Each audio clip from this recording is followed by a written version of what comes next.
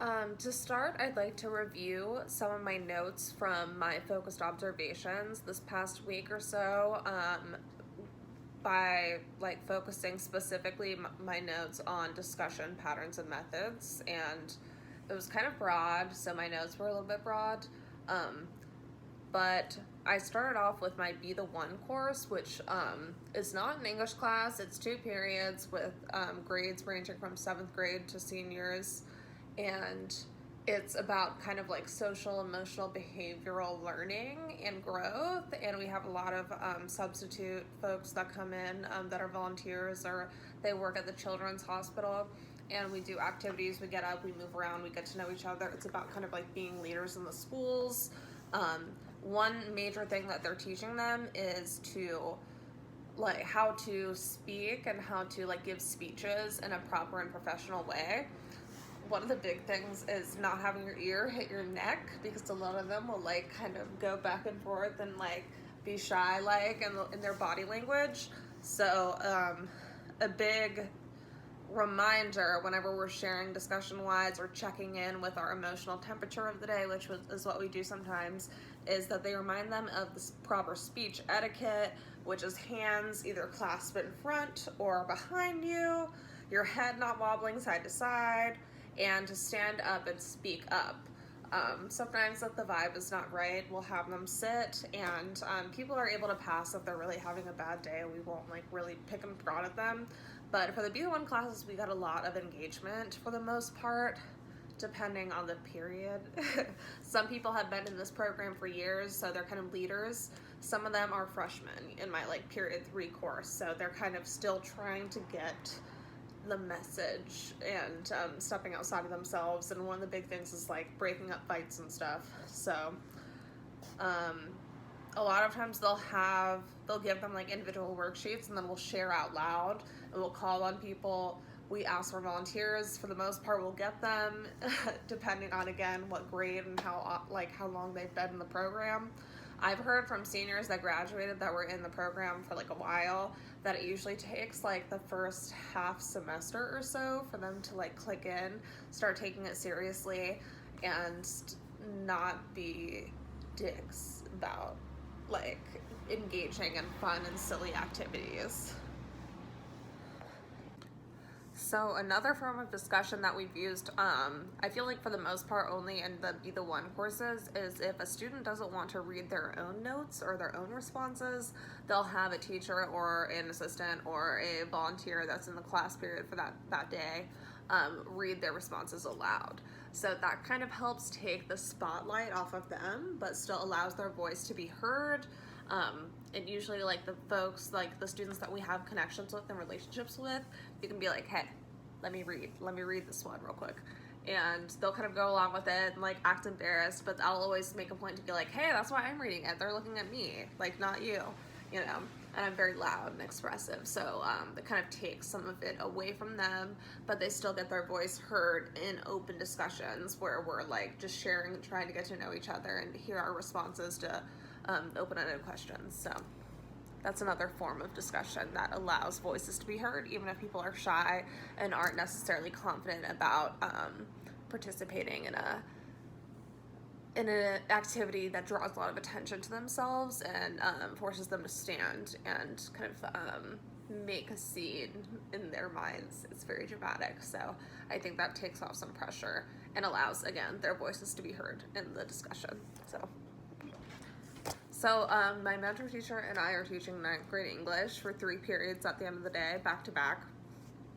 And normally she likes to have the seating arrangement differently every day, and she tried to have that at the beginning of the year until, how she put it, they like showed her that they were not able to handle that responsibility or that ability for them to choose where they sit and to have like different seating arrangements each day to kind of switch things up. So we had to switch from small group settings that allowed for more discussion and kind of kept them on their toes every time they walked in the classroom to rows facing the front and a labeled seating chart, because there was a lot of issues at the beginning of class discussions, and my mentor teacher puts a lot of weight on beginning and the end. She says a lot of times teachers don't really consider that very important, and she thinks that those are really important times for taking in and synthesizing information. She also likes to build in a lot of time for student processing by asking questions or asking them to repeat something or asking them to read something out loud that she just read. She doesn't like consider that a BS waste of time, or that she's just like asking questions for the sake of asking questions. She considers it built-in processing time that the like adolescent mind needs to be able to take in information and process that and really like soak it in more, rather than just kind of hearing it but not really like listening but not hearing. So she made sure to recommend that I do that when I plan for my discussions in the spring. That's a big time, built-in processing time. So one of the major things that comes to mind when thinking about my observations about discussion, concerns about how the classroom is set up.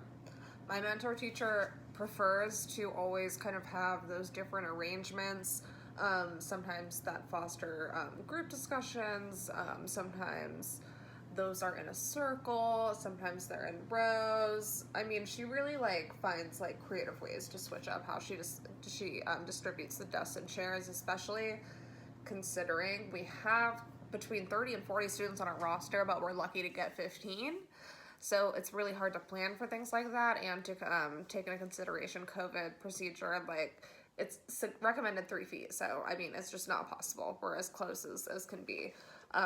But at the first like week and a half or so, she was pretty consistent in switching up the seating every day, and I could tell after a period of time that she was constantly observing how the students reacted, where they chose to sit, how they interacted with their peers during class, if they're a distraction or not, yada yada, in ways that like I didn't anticipate. And she was like pretty transparent with the students in terms of saying things like, I'm letting you guys show me what responsibilities I can allow you to have, and based on your own behavior, I'll decide if you can handle sitting where you are or not, that kind of stuff. And she eventually like totally switched it to rows. And I think she started out with like a lot of freedom, and I find it very interesting that the authors of our book, the New Teacher book, talk about how students don't really tend to attempt to change the classroom furniture. They arrange themselves according to the teacher's pre-arranged design. So you have a lot of power in that choice and authority in a way that I didn't really recognize as a teacher. As a student, it's just kind of compliance, and something that I have complied to and not really thought deeply about. But there is a lot of authority in how you arrange your classroom and how you're leading students in how they're supposed to arrange themselves and behave for class and pay attention, how they're supposed to succeed and attain knowledge.